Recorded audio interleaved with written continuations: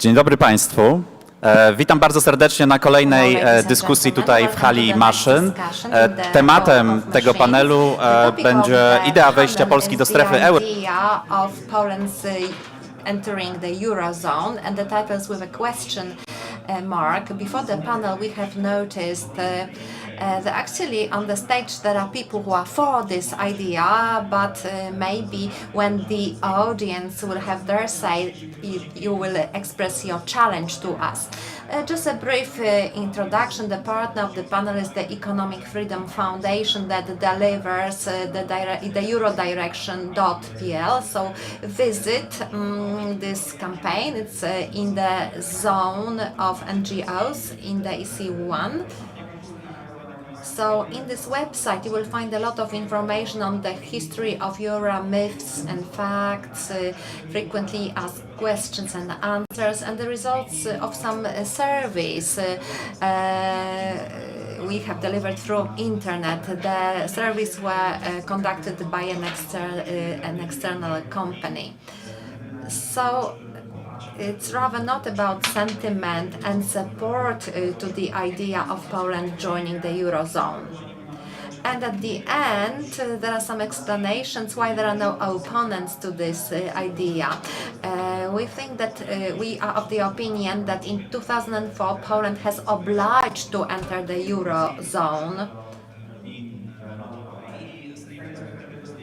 So from this perspective, we think that the answer is clear. Poland should join Eurozone. We don't know when. We can discuss this, but we have to join the zone. So the panelists includes Marek Belka, who is the member of the European Parliament and the former president of the National Bank of Poland. Professor Joanna Tyrowicz, who is an economist. When I was inviting Professor, she was a candidate to the Council of Financial Policy. Paweł Wojciechowski was an economist and the director at White Shield Company in London. And Andrzej Prendke, the head of the Młodzi Nowocześni group, which has just organized a campaign, the mission of young people. So the first question goes to Professor Marek Belka. Poland has obliged to join the Eurozone, and the fact that we are outside of the zone generates some costs. So if you could answer why Poland so far has not joined the zone and why this cost of not being in euro is high to Poland. It's a coincidence in 2008 when the Prime Minister Tusk announced that Poland is ready to join the Eurozone. 2 weeks later, or even a week later, the Lehman Brothers Bank collapsed, went bankrupt, and the global financial crisis started. And later on, in 2012, euro as the currency could be withdrawn. I witnessed the situation, how European companies were asking members of the board of the European Central Bank, they were asking whether there will be a collapse of this currency. And they were also asking how we going to calculate the liabilities and assets of specific countries. When Mario Draghi heard of this, he went to London and he said, we will do whatever it takes, and believe me, it will be enough. And that was the peak moment of the banking in Europe, because the participants of the financial market believed, and they were right to do so, they believed that the European Central Bank has sufficiently strong instruments to save the Eurozone. So in such conditions, it was hard to hurry to join the Eurozone. When I was the president of the central bank, I expressed an opinion that yes, we need to join the Eurozone, but we do not have to hurry. Now, I have changed the opinion, so when someone asks me why I changed my mind so quickly, not quickly, now I've got the reasons. At the time, Poland's monetary policy was very good, and nowadays it's weak. That is why we should cooperate with the strong actors. When we're talking about the cost of being or not being in the Eurozone, there are benefits, and economists are able to compute them. But this doesn't have any special impact on the country's economy. Sweden doesn't have euro, and this country develops very well. This is an argument used by the opponents. But we have to be aware that nowadays, in today's world, in the world which is not only burdened by the war in Ukraine, political aspects of security are also important, and using the common euro currency would provide us political support. It would support the Eurozone and the EU politically, and it would increase our security. And the last thing I wanted to say, you have to be aware, and I'm an economist by saying this, euro from the very beginning was a political project, because euro is a mechanism of continuous deepening of the European integration. Euro forces Eurozone states to approximate, to deepen the interaction between the economic and financial institutions. If somebody is against euro by instinct, just like us as the central government, we cannot be surprised that they are against euro currency. Let's continue this theme. I have already mentioned this internet survey. I would encourage you to read through the survey results. It shows the benefits of being a member state, a member of the Eurozone, how it impacts security. It also covers the aspects of the war in Ukraine. I would like to continue the theme of the cost and the economic nature of either presence or absence in the Eurozone. So the same question goes to Joanna Tyrowicz. How much does it cost us to be outside of the zone? Thank you for the invitation. I will be speaking as the economist because I do not understand politics. Sweden is doing very well. It's true, Poland will cope outside of the Eurozone, but economists say that they won't manage so well. It's the same about Sweden. They are not doing so well. It's not only about the integration. The advantage is that if we look at the development of such countries as Poland, we can identify some differences. There are regions where the level of economic development is higher or lower. And if we were to alleviate these differences, which obstacles do we face? Geographic distance barrier, and that's it. Maybe the infrastructure is insufficient for individual movement, but in my opinion, it's all under the category of geography. When we are looking at the EU, and if we ask the question, which barriers are there for sharing welfare? Then we will discover that beyond the geography, we can't change geography, there is another barrier.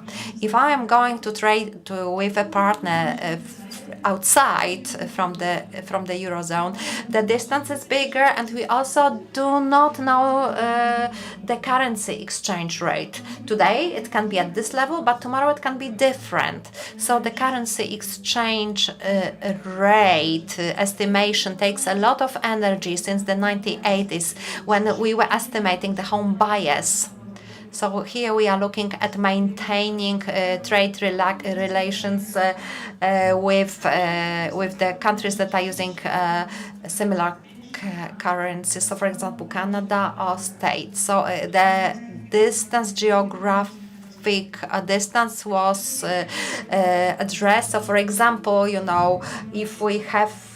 if our partners is 100 kilometers away from us, if you look at the connections between Canada and United States, these distances are much bigger. Of course, many things have changed. These are the results from the mid-1980s. Now these outcomes are smaller and smaller, but they still remain important. So we need to understand the difference between Poland and Sweden. Sweden is quite far away from any other Eurozone member states.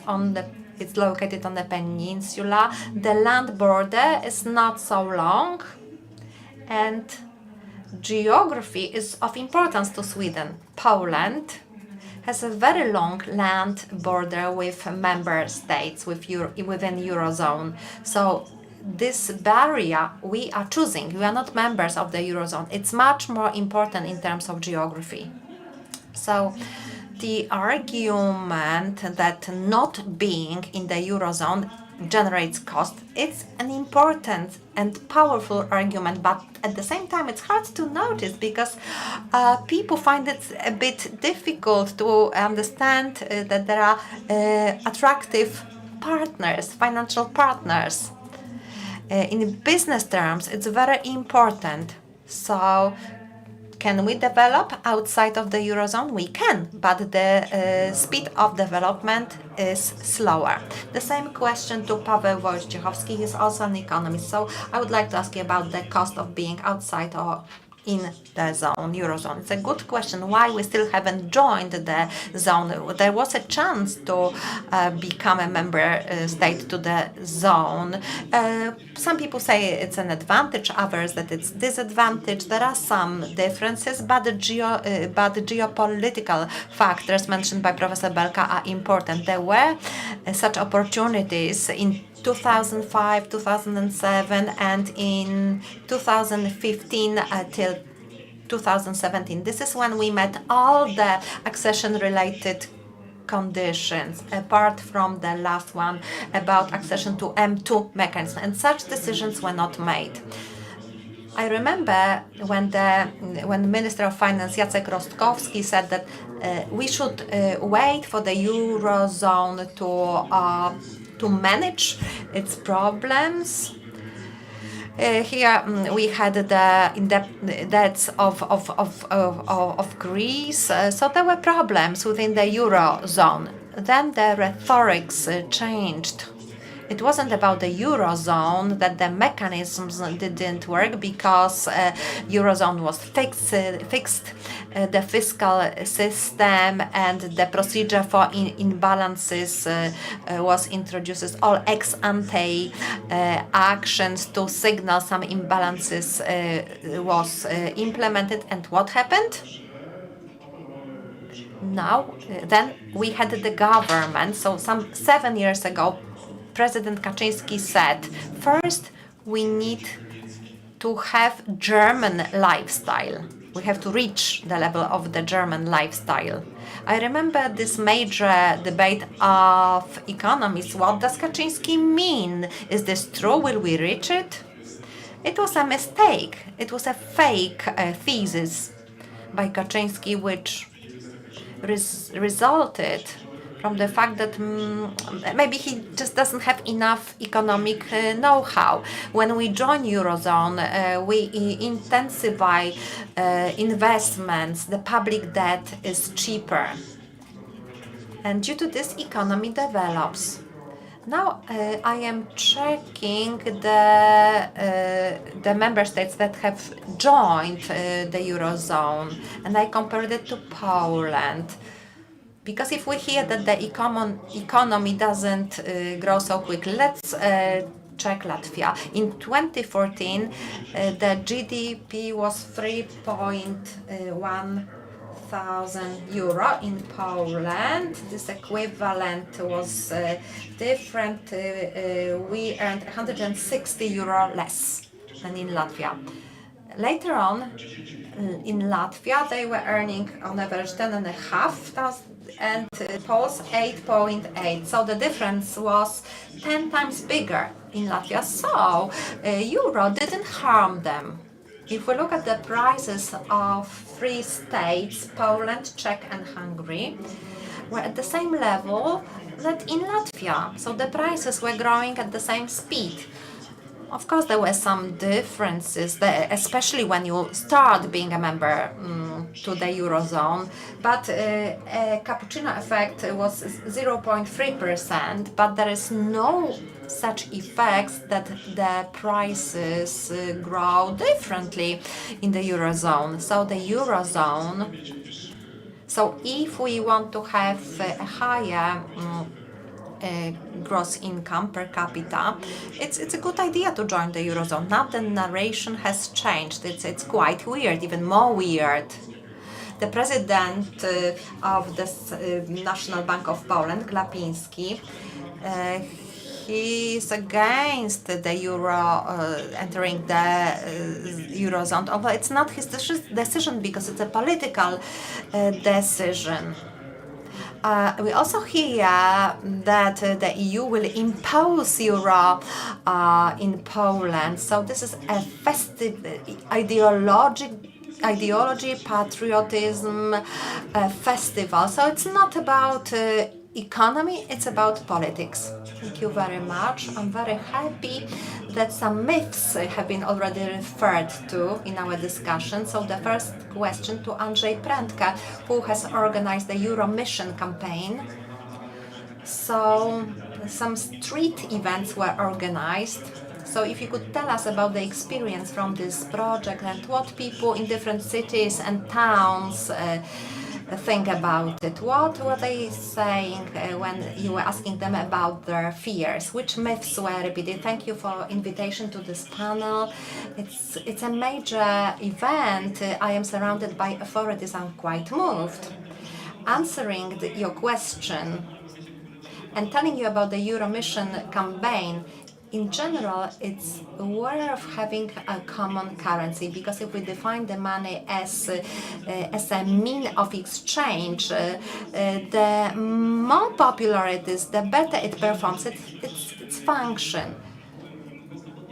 I can travel more or less freely, so some things I take for granted, and the common currency is quite natural. We live in the world of globalization, whether we like it or not. I am not an economist, but I must say that having euro is comfortable, it's convenient. I work for the association which associates young people. We are not economists, but we look at euro as a very convenient mean. So when we were thinking of our Euro Mission campaign, we didn't have major doubts whether we should organize it or not. It was obvious, it was natural for us to organize this campaign. So we make some exhibitions, traveling to different places, and we try to get rid of the myths. Of course, we've got some know-how thanks to such partners as the Economic Freedom Foundation. And I must say that this was a very interesting experience to us. Purposefully, we have focused on smaller towns. If you go with a street campaign to such towns, it's not so obvious to the residents who are not quite used to some happenings. It's quite common to residents of big cities. So to them, to the small communities, it was quite an event. So we witnessed very different reactions. Quite many were negative, and I was quite surprised. We know that economic arguments are not always very convincing, and we were often operating in the world of emotions. We are in the European Union, and many people use euro currency, and young people, modern people, just like our association, can ask ourselves the questions why we are not among the millions who use euro. So it was a challenge. So sometimes we heard the arguments of people who were saying that they are against being a member state in the EU.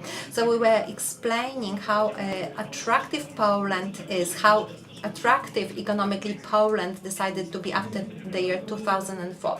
And we were saying that we could double the benefits of our credibility if Poland joins the Eurozone. I was also quite surprising. Our exhibition consists of colorful panels, posters, and President Glapiński is in one of the posters. In Poland, not many people associate such central people knows who these people are. So, for example, Prime Minister, President Kaczyński are well recognized, but President Glapiński was causing some quite a lot of negative emotions, and I found it quite uneasy. Right, before we go to the next round of questions, now we can ask the audience, who of you is for Poland joining the EU zone? Any votes against? I can see 2 people at the back. Perhaps you will have some questions. Anybody not having an opinion? All right. Thank you very much for your opinions.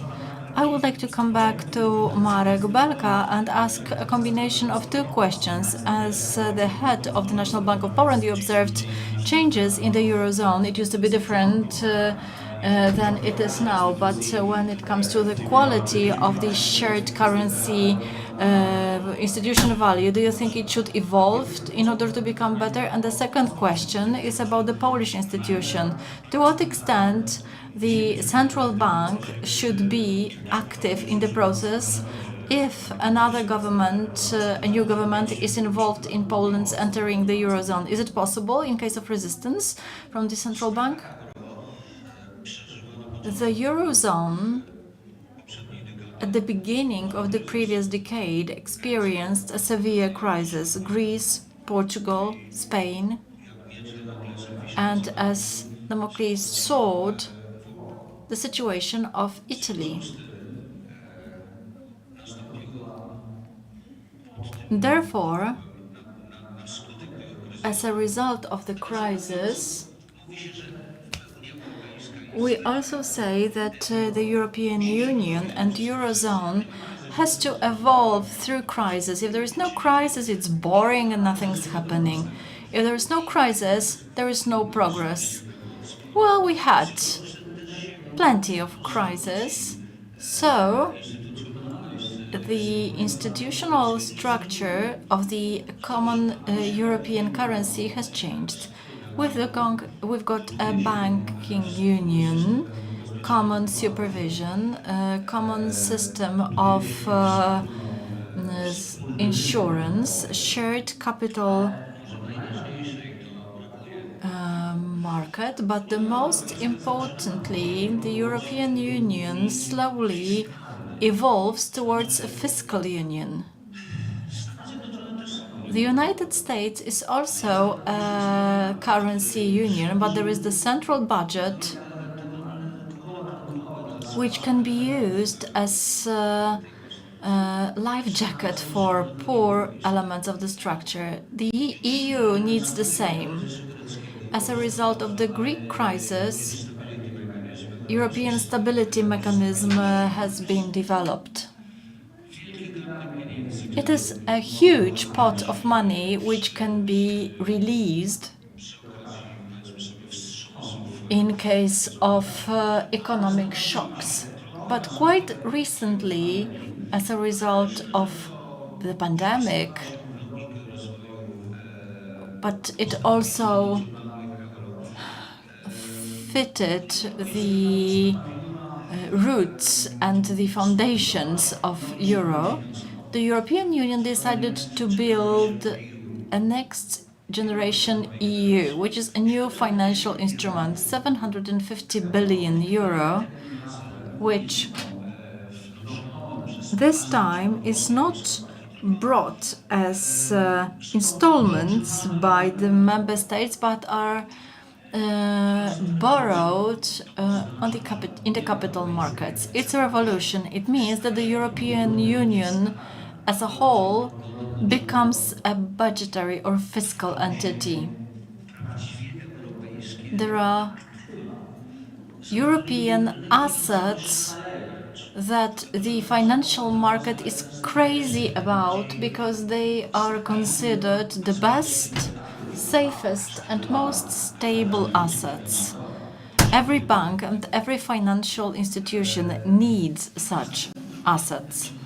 The next step will involve building EU's own resources, namely pan-European taxes. Don't worry, they are not going to be taxes that will become the burden for the EU citizens.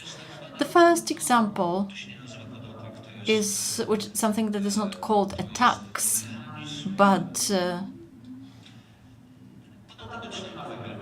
this is carbon footprint tax. If you want to export goods and services to the largest market globally, but if your goods, Chinese, American, or Polish ones, are characterized by high carbon footprint, then you have to pay. This is a kind of tax which goes to the European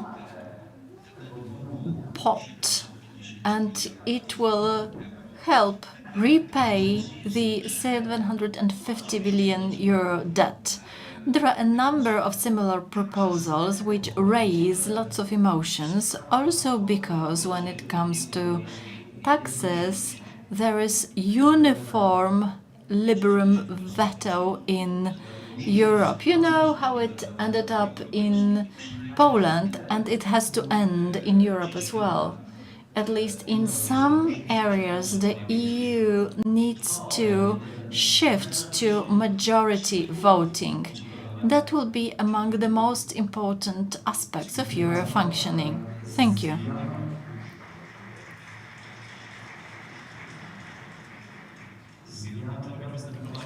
Together with Joanna Tyrowicz, we delivered presentations during the campus, and there were questions about some economic myths. So I would like you to refer to at least two of them, which are quite vital, and they are present in some comments. The first one is related to strictly economic aspect, and very often people don't know what it means, meaning that the European Union is not the optimum currency area, and that's why Poland shouldn't join it. And the second one is related to inflation rate. Nowadays we've got high inflation rates in Latvia, Lithuania, and Estonia. We shouldn't join the EU because it's going to be so high. Is price increase the key argument which we read in the comments on the internet? Could you please refer to the two myths related to economy? Thank you very much for these questions. They often emerge in debates. The theory of currency areas has been developed by the Nobel Prize winner. In the time when the Eurozone was created, the optimum currency area sounds good, but it was not when it was created. The very fact that these countries live together much longer than you do live, sir, optimized the economic cycles and production indicators. Discussing whether Eurozone is optimum makes equal sense to discussing whether Switzerland is an optimum currency value or whether the USA is. There are tensions, differences which occur in all currency areas, and that's why we are looking for fiscal mechanisms which facilitate the use and operation of capital so that the potential of the tensions to spread throughout the EU is limited. Although it was not the optimum currency area in 1990, a long time has passed and a lot has changed in this respect. I also wanted to say that by the very fact of being an EU member, our economic cycles became synchronized with the EU. Something that seemed a huge cost has lost its significance. We've got stronger economic links to Germany, France, Spain, Italy, regardless of the fact that they are not as high as they could be once we had shared currency. They are high enough to follow the same economic cycle as the Eurozone countries. That was the first myth. And the second one was related to inflation rates, that it's so high in the Baltic states, so we shouldn't join the EU zone, and generally that it means expensive prices. Well, I'm not sure whether it's convincing, especially in the tourist season. But let's put jokes aside. The Eurozone inflation rate is is lower than in Poland. The price increase in Poland is not uniformly spread throughout the country, and we don't ask why the prices do not go up so high in the Rzeszów region than in Gdańsk region. And the third one was about the increasing prices in the EU zone. As I said, the inflation rate in the EU zone is lower than in Poland. And can it happen that in 20 years' time we are in the Eurozone and the price increase is... I'm sorry, somebody has been disturbing the sound?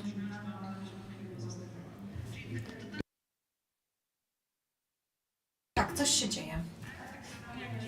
It's the same in Poland. The Podkarpackie region can say that our policy is too restrictive from the point of view of the dynamics of prices in this region.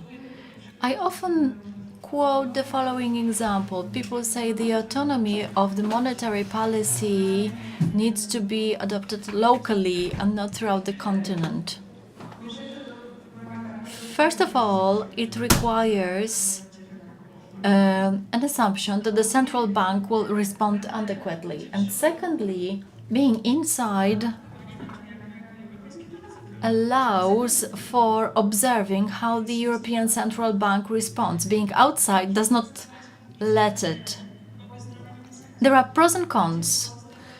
Being outside the Eurozone deprives us of the power to decide what policy is followed. And it helps us decide on the monetary policy in the entire Europe. In 1991, when Estonia became an independent state, they adopted a currency board. First, the currency was linked to German marks, then to euro. It means no autonomous decisions were made in their central bank.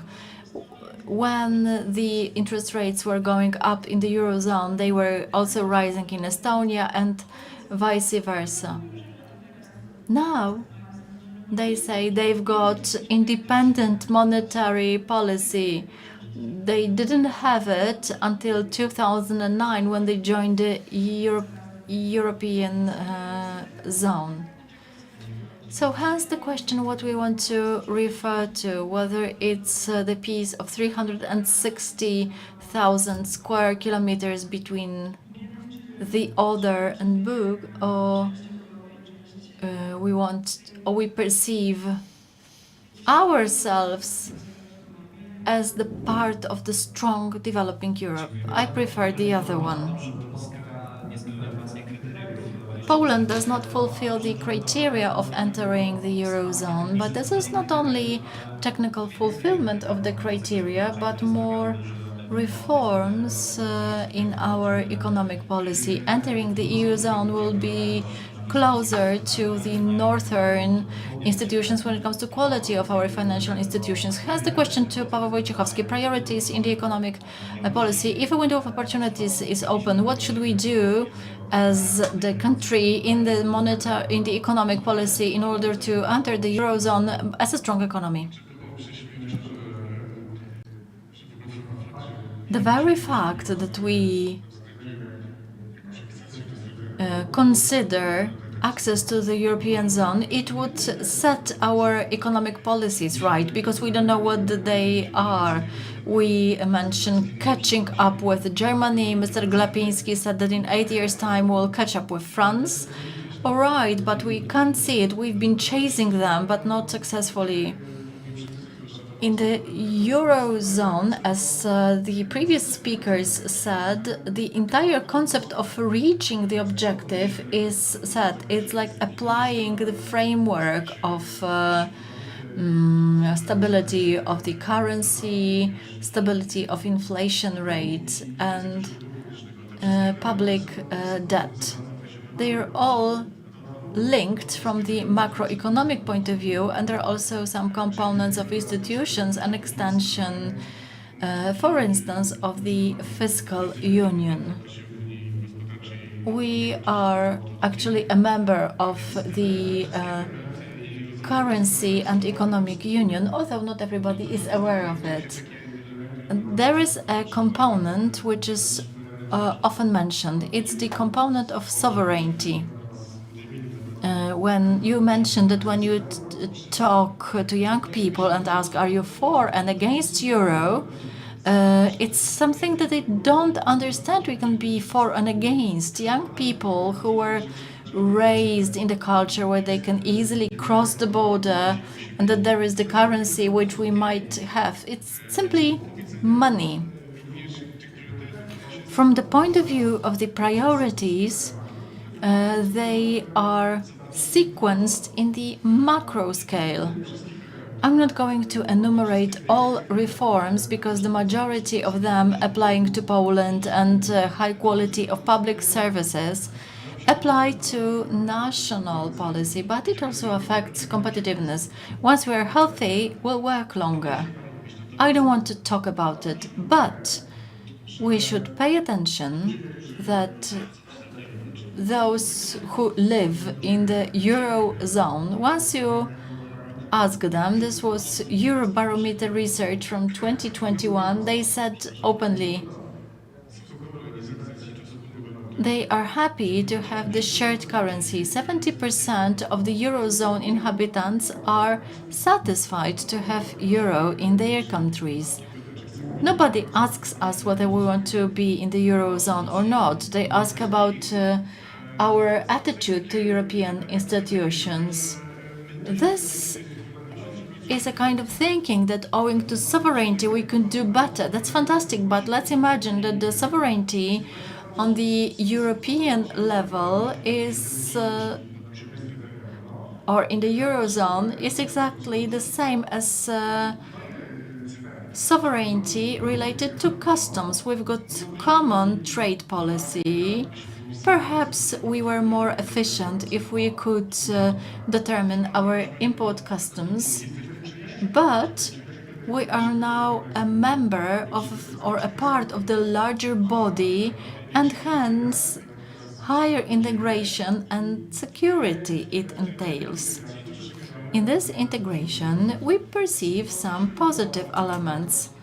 It comes from the macro scales through to institutions up to what is of the highest interest for population. We are in the safety zone, especially when it comes to external hazards. If there are no economic arguments, the arguments of safety and security should be raised, and the relationship between countries which share like-mindedness. It means we support one another. There are components of solidarity, but also the components of co-reliance and co-security. Before I give the floor to the audience, because somebody would like to ask another question, and hence the question goes to Andrzej Prendke. We mentioned some myths, but which were most common in Poland, and in what groups did they occur? Do you know who the strongest opponents are, and what arguments they use that we shouldn't enter the Eurozone? Among the youngest respondents, it was often Europe for and against, because the economic argument was of pivotal importance. However, European integration is obvious for young people. They are familiar with euro, and sometimes they don't understand why they can't pay in euro. Other arguments which are against are that it's going to be more expensive here, but also about national identity. I don't buy it. We do remember how strong brands were the German marks and French francs. The fact that now they use euro does not undermine the national values and national identity of these states. Poles know the euro currency because they travel throughout Europe. We try to catch up with the West, but paradoxically, once we reach this objective, we'll talk about euro. But paradoxically, if we had euro, it would be much easier to catch up with the rest of Europe. But in order to accept euro, we need the political will. Before there is political will, there must be the social will. Politicians won't go against the social mood and social approach. After Marek's question, I have learned that there are quite many of us. We, as the association Young and Modern, decided to carry out this social and information campaign because it's obvious for us.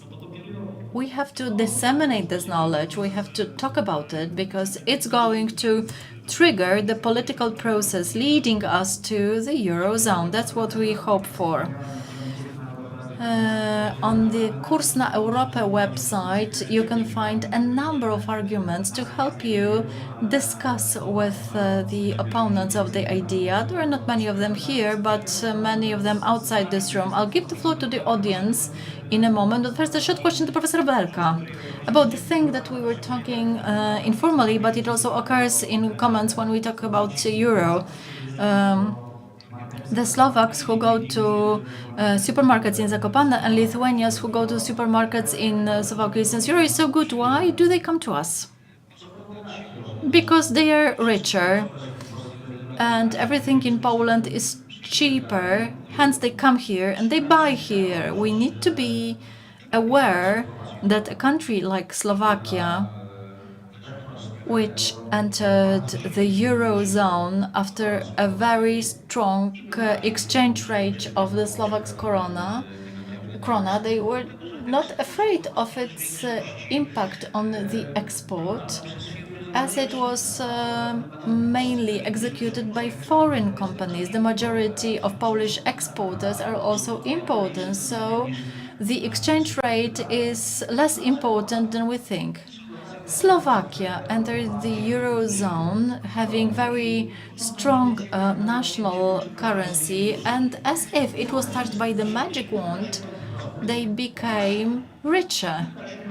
It was a dozen or so percent higher purchase power. They could buy cars which became 30% cheaper, and the same applies to our regional cheese in Zakopane. So let's not feel sorry for Slovakia, because they benefited a lot on entering the Eurozone. Thank you very much. Are there any questions from the audience? We can have 2 or 3 questions. Maybe some of the opponents would like to ask a question. I think everybody is convinced that we should enter the Eurozone. I can see that the mic is approaching to a person who would like to contribute to our discussion. Jakub Dynmek, Przegląd magazine. I am one of the opponents. And I would like to ask the question to Professor Tyrowicz. Recently, you're very popular in the media. I hope I won't spoil it, because my question is about the logic of your argumentation, because your thesis is that accepting euro will protect us from high inflations in terms of the crisis we are just facing. So how would you comment the situation in the two countries that have been mentioned, Estonia or Slovakia? They have high inflation, even higher than in Poland, which shows a different thesis. From my information, on average, the inflation is lower. Actually, we can see that being a member to the Eurozone does not protect nations, states from inflation. So countries which pay a lot of money for energy, they have a higher inflation. It doesn't matter whether we are talking about Hungarian forint, Polish zloty or korona in Slovakia. So in other countries, the average value is better than in Poland. So does it mean that after we accept the same policies that have been accepted by the countries, the situation in Poland will be just as good as in these countries? Thank you very much for the information that I'm present in your homes. I think I have answered your question, but I'll be happy to repeat. We can meet in the same place next year, in a year's time, and you will see that the rate of the decrease in inflation will be better in these countries. Our inflation is higher. I'm very sorry about this. I do not want to compare inflation between Riga and Paris and Warsaw. When you enter the Eurozone, this is irreversible decision, just like introduction of Polish zloty was irreversible in 1922 when it was introduced. Thirdly, you are talking, how to put it, I don't know.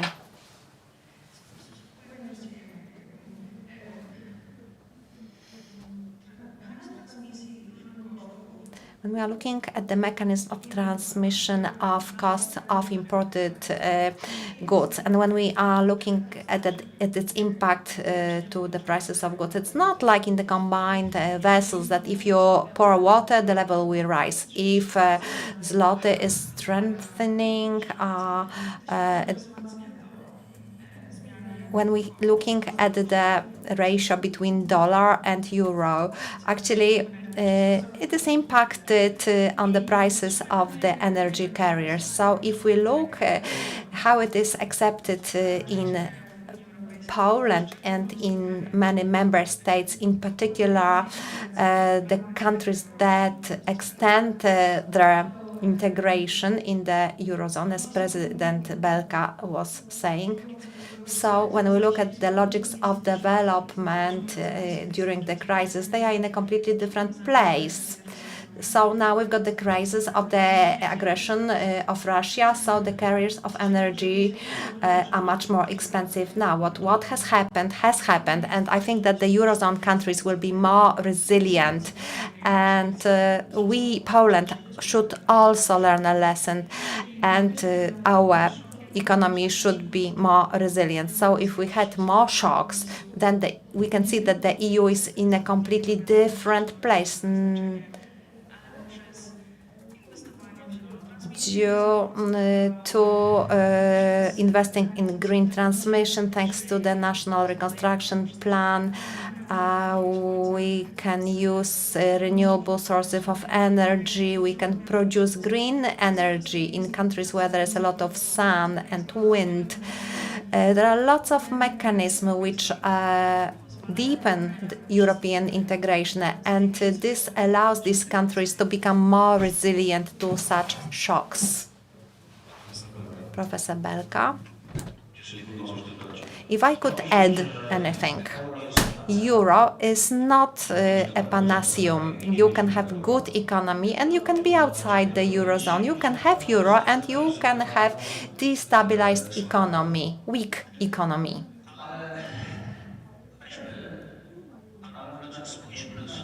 Let's look at the present situation. Inflation in 3 countries, Baltic states, is very high. And it can be explained by the fact that they are specifically dependent on the gas imports of other energy materials. In the Netherlands too, somebody added. But the Netherlands, we are looking at 10 to 12%, and here it's 25%, so it's big difference. And Sweden and Finland are the countries which either use green energy or nuclear energy, and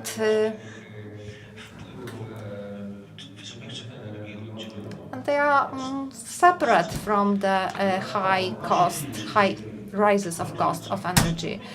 And in Poland, a strong factor is weak Polish zlotys, and it's due to the poor condition of the monetary policy and the institution of the Central Bank of Poland. The natural gas's price has gone up to 5 to 10%, not more, and the dollar has strengthened by 20% in comparison to zloty.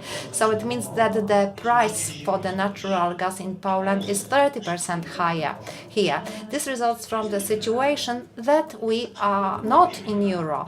And what would happen if from yesterday we introduce euro? Several things would occur. First of all, interest rates would reach 1.5%, not 6.5%. Young people are getting happy who are getting mortgages. There will be fears it will lead us to the speculation bubble, economic growth, and maybe even higher inflation. All economists were afraid of the situation if euro would be taken by the catching up countries, and it has never worked. This thesis has never come true. Good economic policy means that these small interest rates do not lead to inflation. And marginally speaking, now we have 130 billion euro of reserves. Do you know how much would we need if we were in the Eurozone? 1/10 of this amount. And the rest? We would be able to spend this money on some good purposes.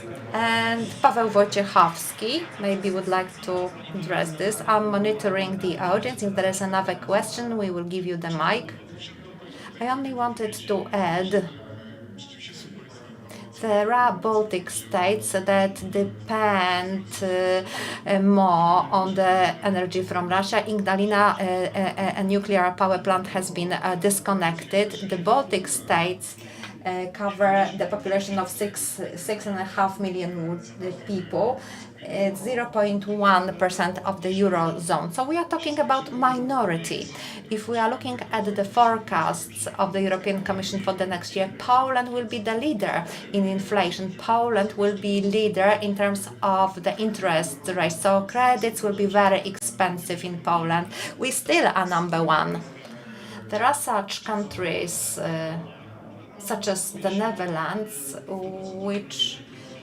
whose inflation is 2.1% of the percentage point than Poland. So the gas, it's much more expensive than other energy sources. There are countries where the inflation is much lower. So if we look at the Eurozone, the inflation is around 10%. For Poland, it's 17.2%. So it's a difference. So we have to look at the overall Eurozone, not just 2 or 3 countries, because I think next year these countries will have lower inflation than in Poland. I would clarify this. Professor Tyrowicz has suggested a bet. I hope it won't be it won't be the same as the bet accepted by Professor.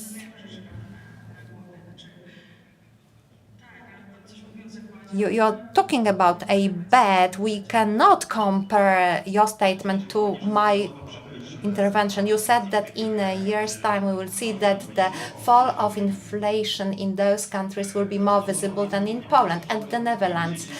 Subject, Professor. Well, you can look at the base inflation. I'm sorry I'm interfering. In Poland we have 10% and in the Eurozone it's 4%. But I think that the latest result in the Netherlands is not 10 or 12, it's 17.1. 2.1%. The inflation was lower by 2.1%. One more person would like to ask a question. We are coming to the end of this panel, so the question to Prime Minister Belka. We have heard strong arguments to enter the Eurozone, but all these arguments are strongly for. Is there any other side, any risks or costs caused by entering the Eurozone? And if yes, how to cope with them? When I was the head of the National Bank of Poland, I was defending the Polish zloty against euro using the following argument. Look at the year 2008. Great financial crisis. Export is falling by 20 or 30% day by day. And in Poland, Green Island, in Poland, the exporters have experienced great benefit due to the weakening of Polish zloty. So if the exporter was to export 20% fewer goods to Germany, but still earned more Polish zlotys, then the exporter did not have to lay people off or sell equipment. So Polish zloty saved us during the times of the great crisis. And then the zloty came back to the normal level. I was saying that I was lying because I didn't see or I didn't say that 2 years before, in 2006 and 2007, we were dealing with non-presidential strengthening of Polish zloty. Otherwise, well, you know, we were talking about the credits in francs, so it was huge inflow of capital with strengthened Polish zlotys. This was the time when we could buy $1 for 2 zlotys. So it was a bubble which exploded when the crisis started. Now, currently, we wouldn't have this. Defense. I admit, I was not telling the truth, and now I am telling the truth. Thank you very much for this final comment. We are approaching the end of the panel, so I would like to invite you to our post in the room next door. Please fill in a questionnaire because we are very much interested in your opinions on the euro. We are asking you about pros and cons, what should be on the 1 euro coin in Poland. So I would like to thank the panelists Marek Belka, Joanna Tyrowicz, Andrzej Prendke and Paweł Wojciechowski. Thank you for taking part in this panel. It's not always easy to recognize. It may look like this, or like this. It may be a burden, but it is a responsibility that we embrace nonetheless. But if it means this for one person and this for someone else, maybe it ultimately means being there for one another. It isn't handed to us, but we know where to find it and how it feels, how it tastes, and what it sounds like when we finally have it. It means different things to different people, but for many, it means everything. And if we all fight for it, it will eventually bring us together. Ihre Ausreise.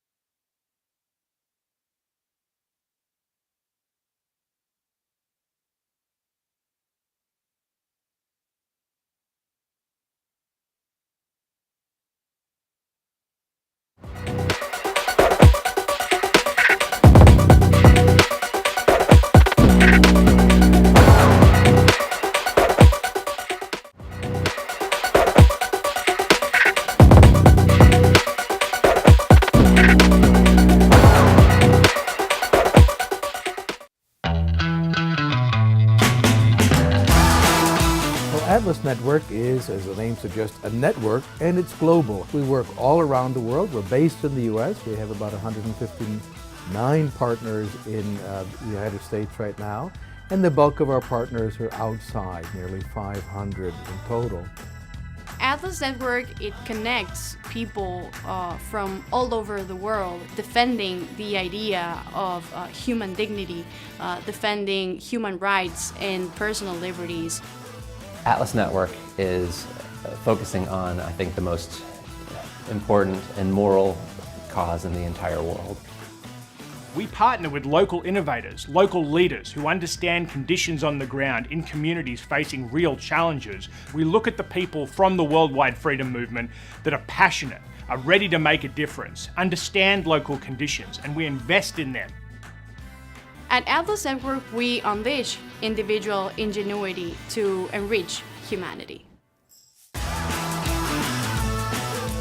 The United States does not have a lock on the idea of freedom and liberty. Those ideas are beyond borders. One of the main goals of Atlas Network is to eradicate poverty around the world, and we do that by investing millions of dollars in our partners' work every year.